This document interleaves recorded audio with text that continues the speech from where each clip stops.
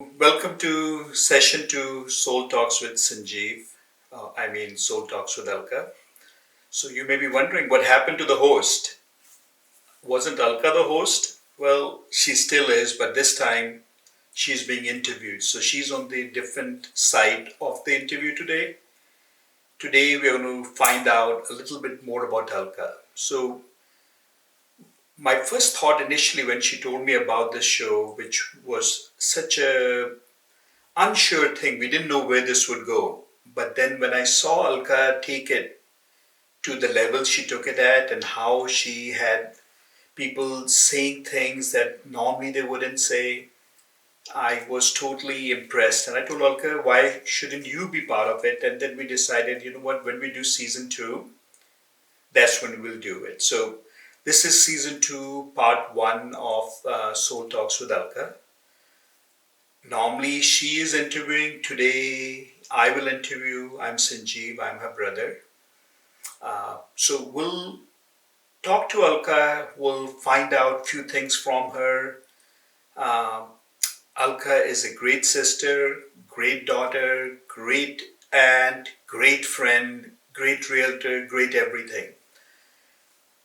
But our relationship as brother-sister is more of a strict relationship. So I may hear of things that I may not know about at all. I did ask Alka, where do you want to take this? And she says, whatever questions you want to ask. So I had no idea what I was going to ask. And I have no idea what I'm going to ask still. So Alka, welcome to your own show. Thank you. It's a pleasure to have you. Thank you. We are socially distancing. Yes. We want to make sure we are setting the right example. Obviously, we don't need a mask.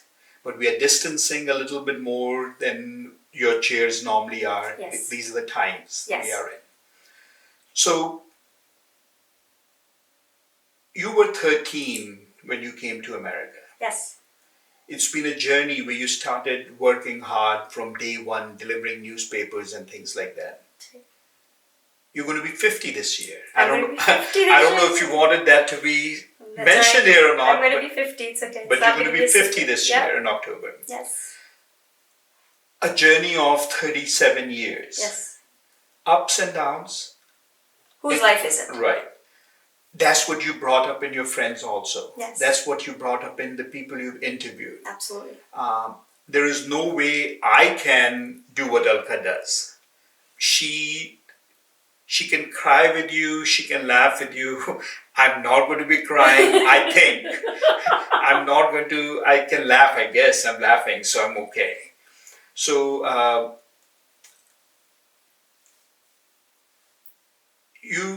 Alka, I said you're great at many things, but I didn't realize you were great at being a host also. The Soul Talks with Alka show has really touched a lot of people. And I don't say that because you're my little sister. I say that because so many people have raved about it. Yes. It's a talent that was hidden apparently because I had no idea you were so talented. Obviously, I didn't know that you have this hidden talent also.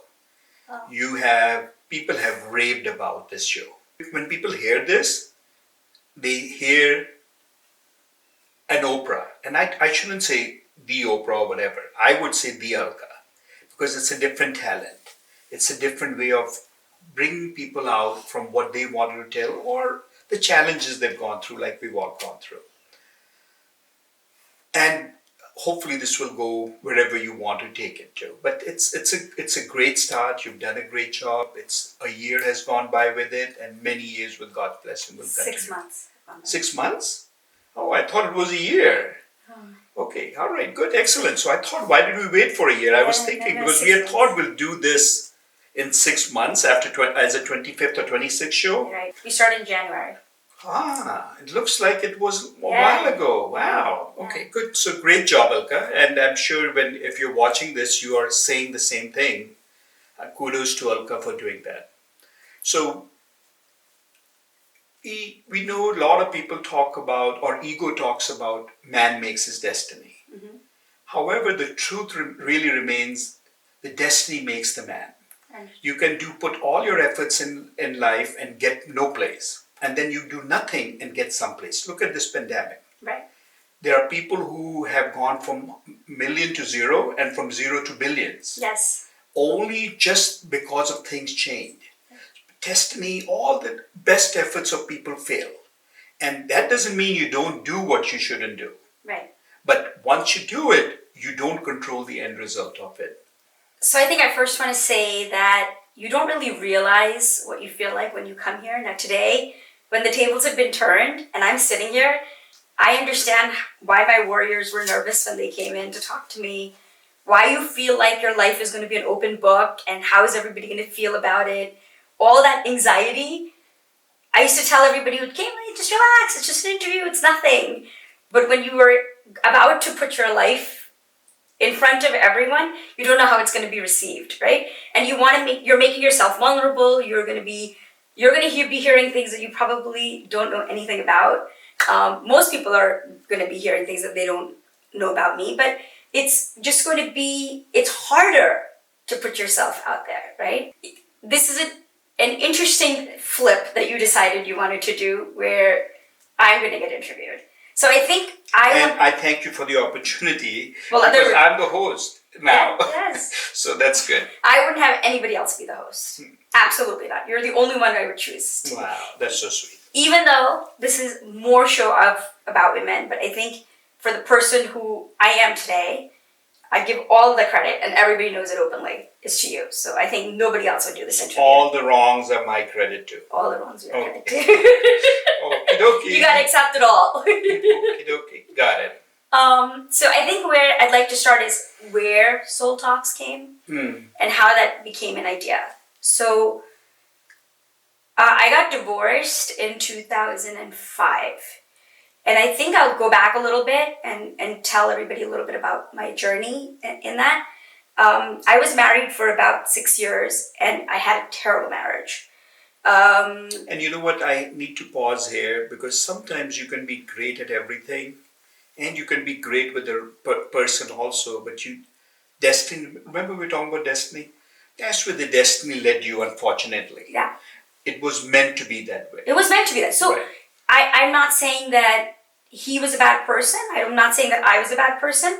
I think our But he was not the right person. He was not the right person, and our match was not the right match, right? So, and when I got married, and I think I was 28, so for a lot of people that feel like, okay, you know what, it's time, you need to get married. Now, everybody is pushing kind of to get married. And we were fighting constantly before I got married. And I know 3 days before my wedding, my brother came to me and said, I still remember this.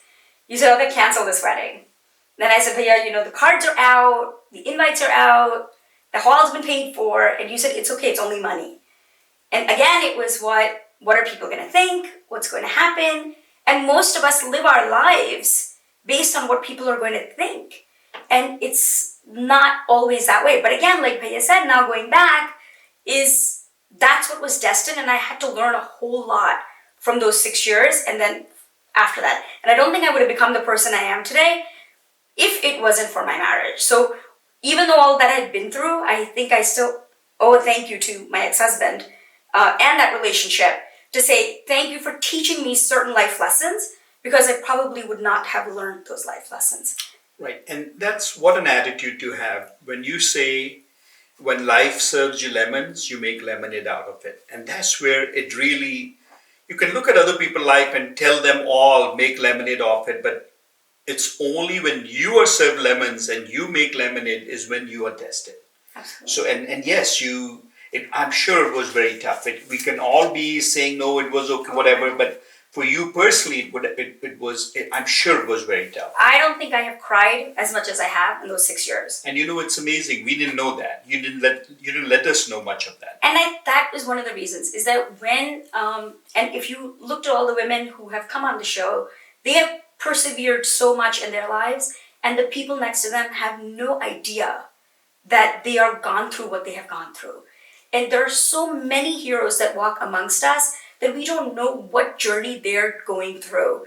And that was one of the reasons why I brought Soul Talks, because everybody thinks the other person's life is perfect. But it's not always the case. We are all fighting our battles. You just don't know what the battles are. And if you talk to someone, never feel alone about them. I was very, very blessed that I had wonderful friends. I have wonderful family that was supported me. But you can always reach out to someone that says, you know what, I want to not be alone. And after my divorce, I kind of made that my thing, that I don't want anyone to feel alone. So if I ever see someone in need, when you're happy and you're laughing, all your friends are with you anyway. So you don't need people at that time. When you're going through a hardship, that's when you need someone. And I promised myself the day that I got out of the marriage that if I can help myself or if I can help anyone, I will make sure that no one can feel alone if I see it. If I don't see it, obviously I don't know. And while you're listening to Alka, if you are a friend or if you've known her, she is exactly what she's saying. Sometimes I tell her, listen, it's okay, let it go. And she doesn't let it go. She is so connected to you as friends. She just cares, and she cares for everybody, whether it's parents, whether it's family, whether it's friends, whether it's clients. I mean, you are one in, I don't know, 1 in billion, but 1 in million is okay. But so, I have lots of flaws. So I will also want to say. Oh, I know that. I know that, right. So they say your life is not what you show on Facebook. That's right. So all our life has challenges. All our life. And so when we look at other people, the show that we put on and what goes behind the scenes are two different things. You know what? I don't think I would have grown up as much as I did. And after the divorce, I watched Mahabharata, and all my friends who know me know that I'm a big fan of Mahabharata, and I've seen it like 4 times. Because I think that we're all connected and we all come into each other's lives for a reason. I came into his life to introduce him to his next wife because she was my friend. But at that time, I hated both of them because I felt betrayed. I felt, that, oh my God, why is this happening to me? I was babysitting her daughter while they were going out. But I didn't realize that because to me, that's not friendship is. But then their karma was connected. And then now I feel like I want to thank both of them. If I ever meet them, I'm going to wish them the best of their lives. And I still wish them the best of their lives. Because they taught me something that we're just all placed for a certain purpose. And if we get angry about it, it's different. But it's so hard to accept. So for a lot of people who see you, and I used to think, oh, why doesn't somebody get out of the marriage? Like, what is the thing? There was emotional abuse, there was physical abuse. You're aware of some of it, you're not aware of all of it. But you can't get out of it until you are ready. So there's a story that I think you had told me once. And this is why I call him my mentor, because he keeps saying stuff, and then sometimes it just hits me, and then I make a decision. So there's a dog that keeps barking. And the neighbor goes to him and says, why is your dog barking? He said, he's sitting on a stick. And he said, well, why doesn't he move? He said, well, it doesn't hurt enough. And when it hurts, you actually move. And when you realize that, you know what are people going to say? What is my life going to be without a husband? What is the society going to say? Right? Because when you are, part of why a lot of people are in unhappy marriages is because they say we're going to lose our social life. We will not have a social life. And that is true. When you're single, your social life decreases by quite a bit because there's coupled places and there's single places. It's just normal. But that's not something why you are not happy to be.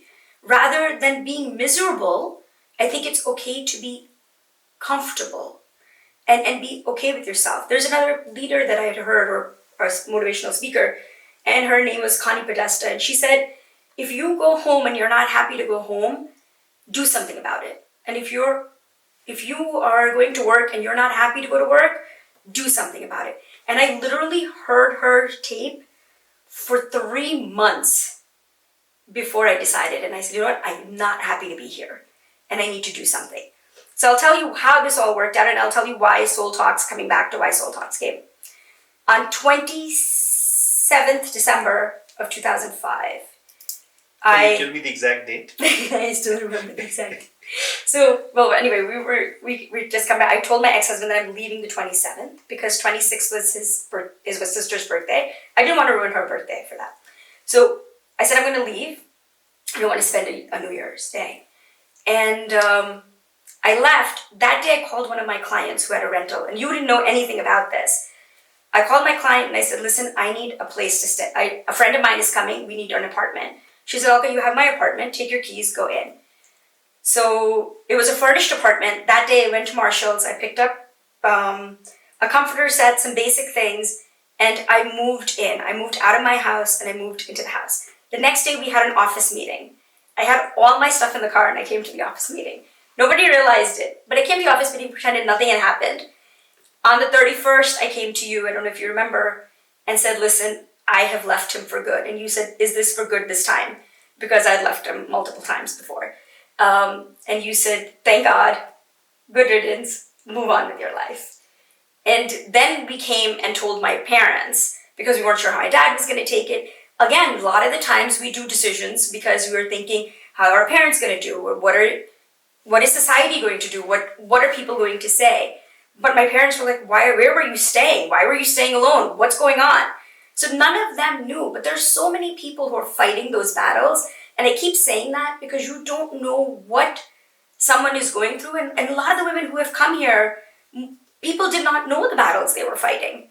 But they fought those battles and they won. And that's one of the reasons why I'm telling my story, is because when you see that and you realize what your battle is, you don't know what strength you can give to someone, and have them say, you know what, I'm not alone, I can do it, and I don't need to curl up in bed and go to sleep, because you don't. There's a world out there and there's a space for you, and you don't really need to curl up. Right. If you're living your life, then you need to live your life where you are not in such stress that committing suicide becomes the only accepted way, or being depressed and being on medicine all your life becomes the way. Because stress is what kills the most. Yeah. So I'm so glad you made that decision when you made. In hindsight, we shouldn't have made the decision of marriage. But like you said, that karmic thing is there. Absolutely. It travels with us for lifetimes. So what happened had to happen. Right after that, I had thought of doing the show like this. And I had written to... You had thought of the show at that time, 20 years ago. 20 years wow. ago.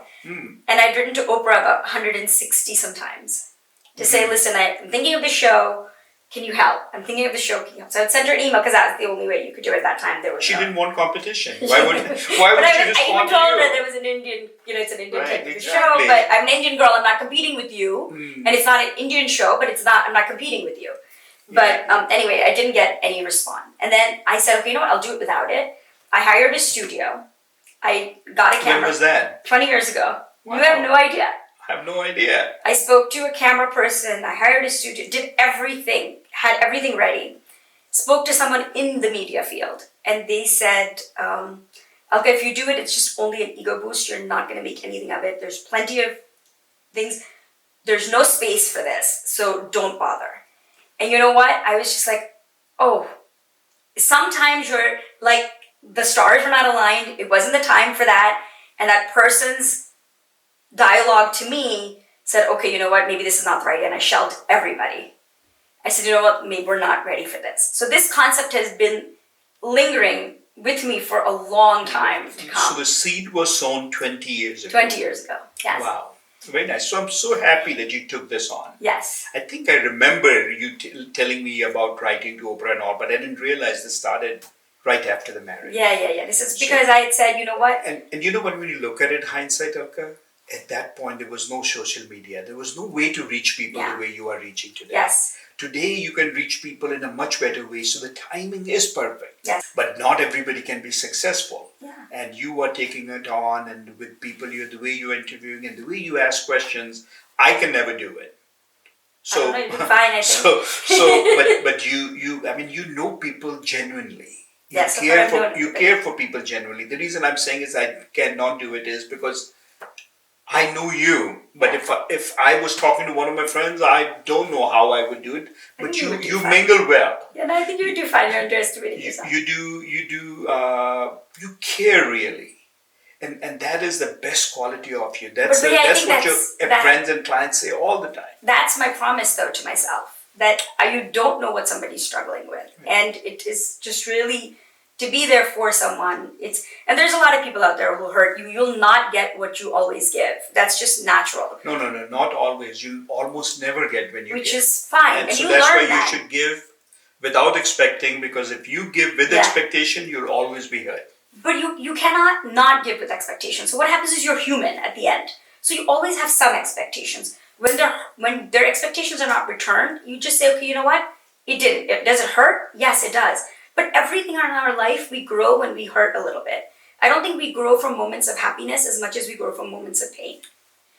So we all grow like that. I mean, that's how human beings evolve. If I had a perfectly happy marriage, I probably wouldn't have evolved to this, right? I had to be a little bit uncomfortable to say, you know what? I don't want to be. One of the ways that I got out of the stigma of divorce was if I'm independent and if I am not a dependent member on someone, it won't be like, oh, you know what? She couldn't take care of herself and she just got out. So I became that independent member of society. And I said, you know what? I want to be in the position to help someone else so that no one ever thinks of anything. And I'm happy that I can go to someone and say, listen, if you need any help, I'm here for you. Because I want to be able to be there for someone. Right. And you have touched many people. There's no ifs, ands, or buts. If they're hearing you, when you hear this show, do write on there at that point how she has touched you. Because I know, I hear from people how you, but I see, more than hear, I see how you do. There are times when I will tell Alka, stop it. And then she still keeps running. And she doesn't care whether it's 11 o'clock in the night or 12 o'clock in the night or 6 a.m. in the morning. So she simply does it, and it's very rare souls can do that. So the soul talk with this soul is a beautiful talk, because there are people who present themselves in one way but live differently. But then there are genuine souls. There are people who genuinely mean something. There are a lot of business people out there. What they say and what they do are totally different things. I always say a recorded speech is very easy. Hats off to you. Thank you. You've done a great job. But now we've talked about how you got here. Yeah. What is your vision of this show? I think I just want to continue touching lives. There's so many people who've written. And how would people know? How would the people approach you for this show? People have started to call me and say, you know what, I have this story. A friend of mine has this story. Would you like to talk to them? I see. Okay. A friend of mine has this story. Then I say, okay, sure, let's talk. So we have had different people come up to me. And again, I'm also looking out for different stories as well. But most of the times people are now starting to reach out to me, which is very nice. Okay, so I'm going to ask you a question I haven't asked. Okay. How is this show funded? It's self-funded for now. It's self-funded. Yeah, so there have been some people who have helped me Okay. in contributions or in whatever, but mostly it's self-funded. Let's go to a different topic. Now with the pandemic, you started Humbled by Your Services, right? Right. Tell me a little bit about that program. We'll touch it only for a minute or two. That actually started with a client of mine called me and said this family has COVID and will you be able to help them? So I just put it on my Facebook saying, I have a family with COVID and we need to prepare a lunch. I must have had like 130 messages like, we'll help you. And we delivered meals to them for 8 days, I think, for breakfast, lunch, and dinner. And after that, everybody was like, okay, you know what, this is kind of nice. There's other things we can do. So let's do other things during the pandemic. That started from delivering 13,000 bottles of water, to food, to the hospitals, to just helping domestic shelters, just everywhere. We're helping kids. Very nice, because that is an excellent thing now. Now we're making it a non-profit. You're making it a non-profit? Yes, Okay, it's how far is that? We're almost done. It's Okay. going to almost be registered as a non-profit. So, Perfect. yeah, so we're doing that. Again, we wanted And to... that connects so beautifully with Soul Talks. Yes. That connects with helping other souls. Yes. When they need it the most. The most. And yeah. you're touching people that you have no idea who they are. Yeah. because you're going to an organization and they're helping other people out. So when you start to do something, the universe kind of aligns itself and gets you to people who are like-minded and who will help you get to your goal. It's just that your vision has to be clear and you have to put it out there. I think if you don't share your vision, nobody knows. You can't be a secret agent in anything. You have to kind of let everyone know. And then the nice part is, I will put out there, my clients are there to help. And with real estate, we get to meet so many people. And so many people who are my clients who are on Facebook will help. When we were like, I would write a note on Facebook saying, we're $300 short on this mission. I would get a call from someone saying, you're done. Here's a $300 check. Count that for me. I'm sending you money. Like, just really nice to see that people connect with you.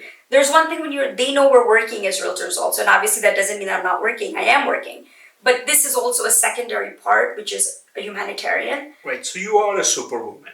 I don't know if I'm a superwoman. There is Soul Talks with Alka, there's Alka in real estate, there is Humble by Your Services, there is this sister, daughter, aunt, friend. How many roles do you have? I think everybody plays a lot of roles. So we all play a lot of roles, we just don't write them down like that, right? But there are voids in everybody. So everybody's life is not perfect, right? So I don't know, I mean, you obviously know me, but there's a void that will always be my void, and that was having a child was always my void. I've always loved kids and didn't have the kids, right? So a lot of the times that it's not just, your life is not perfect. It happens, and some people will say, and this is really weird, I have gone to pujas literally here, where because I'm not married and I don't have kids, I'm not allowed to do the puja. Right, and you know what, unfortunately, what a stupid custom is that? We need to treat each person as a person. If our traditions and ways of thinking don't change, or they hurt somebody indirectly or directly, then we have gained nothing. Then we are not the right people at that point anyhow. So we all need to think carefully. Right.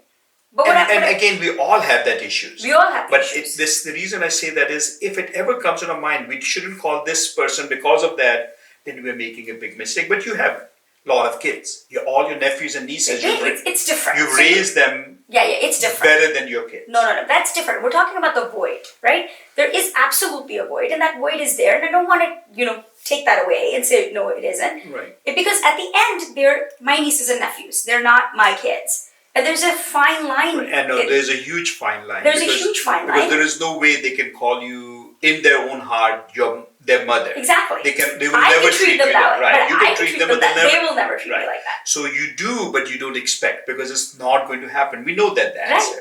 Right. So then that is a thing, right? So when there is a topic of that thing, what I'm talking about is everybody's life has a void. And nobody's life is perfect. But what you do is you say, okay, you know what? There is a reason why, again, coming back to karma, again, coming back to what is destiny, there is a reason why God did this and has placed me that way. Now, I have two options. I can either cry about it, or I can say, you know what? This is your will, and this is fine. So does it bother me at times? So when I'm told in the puja, I can't do the puja because I don't have it? Yes, it bothers you at that moment, right? Mm-hmm. But then you say, you know what? It's okay. Maybe God saved me from something else. There are really very few friends in life. So if somebody doesn't treat, then I say walk away. Instead of getting hurt, you simply walk away. Don't fight. Simply walk away, and then you're done. But so what we're talking about is that's not... when they do that, that's also, nobody can hurt you unless you're meant to be hurt for that moment. That's a life lesson. And again, if somebody has not seen Mahabharata, if you can watch it, you should watch it. Nobody can hurt you unless you are meant to be hurt at that moment. So you have to get that lesson in life and say it's okay because that's your lesson to learn. Right. It doesn't matter. But what is more important, I think, is not passing that forward, right? Not hurting someone else. And saying that this is what you're hurting. And what you're saying is very true. What I meant was, you don't fight, you walk away, because they will hurt you again unknowingly. You will go to the puja next year and you will still be in the same position for something. Right. So you just make decisions at that time. Right. That's all. And you decide that you're not going to go to that person's puja. Yeah, that's Simple all. as that. You make a decision. So instead of hurting yourself, because many times those people may not even realize that they're hurting you. Yeah. They may be doing it for their own reasons. Not they may be. They are doing it for their own reasons, but they are not realizing that there is that issue is being created, which whether you think of it or not, now you'll forget it quickly because you're You don't forget it, Bina. right. So These things you don't forget. Right. So that's what I'm saying. You move on, but why create that self for yourself again and again? But yeah, so the lesson may be you move on from something and don't repeat the same person's visit again. Right. No, so what happens is you have to understand in life, and is that people will hurt you. That doesn't mean they meant it, but they will hurt you. You just figure out a way to go around that. What a lot of times... It seems like you'll continue to go to the same puja regardless. No, I will not go to a baby shower baby type of puja, or something where I know it's a couple sort of thing where I can get hurt, right? But I'm not going to blame the person who's doing it, because that's a tradition and that's what they believe. So you can't change what they believe just because you think you're going to be like that. True. You cannot change them. You're not going to change them, and they're not doing it maliciously. That's their belief, and they don't want to do it that way. But the reason why I brought that up is for the people who do not have kids or are single. A lot of times people will go into their shell and not go at all. And I'm saying it's okay, these things happen, but you can't be alone. I think my whole thing is you can't be alone and go into a shell and not share and not come out of it. The more you come out, the more you get out of your space, and you realize there's other people out there, and you just come out with people like yourself. It's easier. Even if you're in a marriage and you're in a good marriage or whatever, find someone who's similar to you, who can share your path so that you are not feeling alone. Because today, depression, mental illness, all of that happens because people don't have that friend that they can pick up the phone and call. They don't have that family member that they can pick up the phone and call. And I think those things are so important. I mean, I've had amazing set of friends. My friends have been really, really wonderful, in which they have called me and taken care of me, and my family, of course. So you got divorced in what year? 2005, I think. 2005. It's been about 15 years since you've been divorced. Yeah. Thoughts of remarrying? If I find someone, sure. So you're still open to it? Yes, absolutely. But in 15 years you haven't found anybody? No, I haven't found someone. What's going on?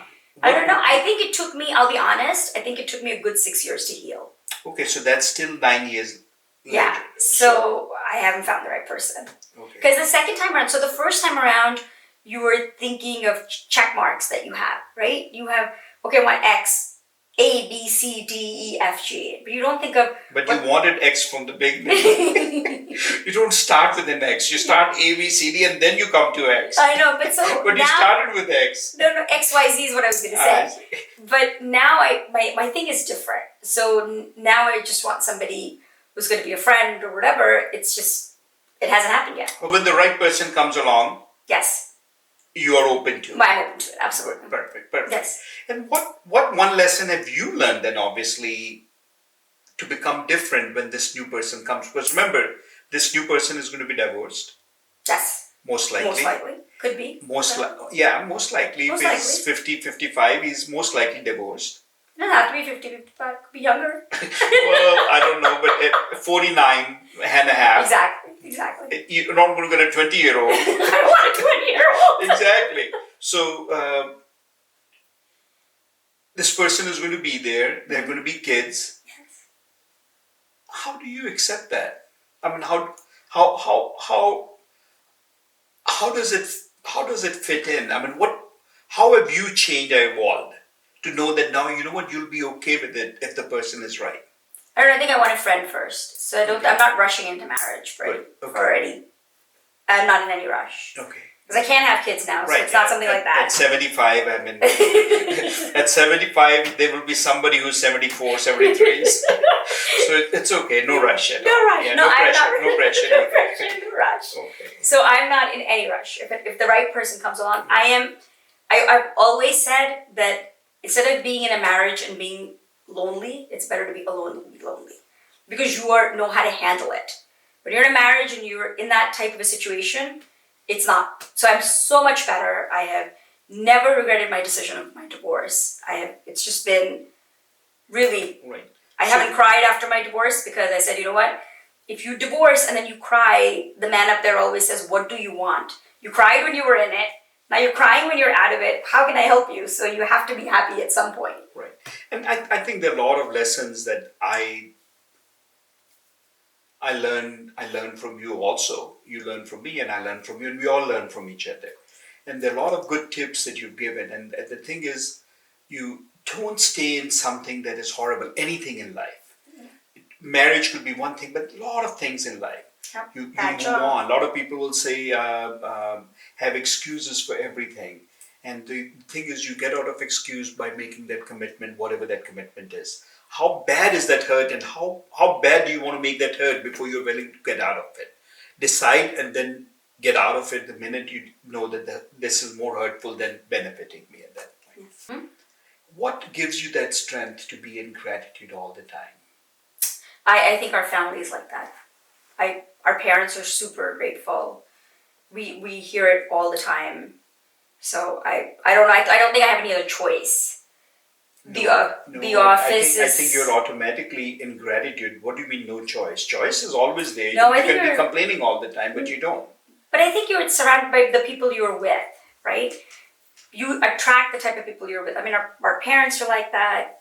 I don't know, our family's like that. My friends are super grateful. So we're just... So we talk a lot about gratitude, and gratitude is be thankful for everything we have and be thankful for everything we do not have. The man was walking, complaining about no shoes till he found somebody with no feet. So we can complain about everything, or we can be in gratitude for everything. Always look at people who have less, and that's what I admire a lot about you. You don't look at anybody and saying, why does he have more? Why is his marriage successful? Why does he have... I've never heard... I don't feel it either. Right. And that's what makes you, Alka, who you are. Thank you. So it was a pleasure hosting Alka today. Alka will be back on. I know there is nobody who can replace Alka. The show name is still Soul Talks with Alka. Keep on talking to her. Keep on sharing your stories. And yes, I think, Alka, you're doing a fantastic job. God bless you. Thank you. Keep on taking that stress out of people. Keep on sharing that gratitude mode with them. People are loving what you do, and I'm sure you're loving what you're doing. By the way, before I end, humbled by your services. Once it's non-profit, we will give you, or Trek Realty will give you a $5,000 match. So when you collect $5,000 from others, Whoa, we'll match it with $5,000. that's awesome. So this way, if you contribute to that non-profit, I know a lot of people like non-profit because then they can write off and all that. Yeah. So we never give money at Humboldt. We always give goods. We make sure that we go and see where we're giving. We're not giving anybody money. Perfect. That is our number one promise, right. actually. So make sure in this promise, it should be where 100% of the collections go to the cause. Because when you go to places like Red Cross and things like that, they're 70 and 80 and 90% in bureaucratic costs. The costs. Yeah. With salaries that are in millions. Yeah. So with that said, it's a pleasure talking to you, Alka. Thank you. You are 1 in million or 1 in billion, whatever that is. Keep it up. So we'll do our pandemic sort of a handshake. Okay. Good luck. You. God bless Thank you.